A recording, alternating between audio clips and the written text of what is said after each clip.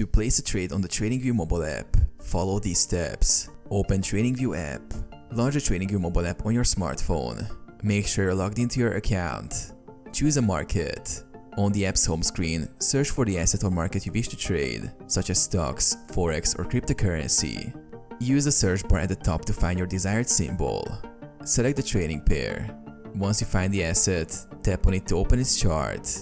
You can view detailed market data and technical indicators on the chart. Connect your brokerage account. To place a trade, ensure your brokerage account is connected to TradingView. If you haven't connected your account yet, tap on the broker tab at the bottom of the chart and log into your brokerage account.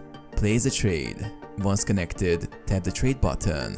You'll be able to choose the type of order, the amount, and other trade details. Confirm the trade, and it will be placed through your brokerage account. Monitor your trade.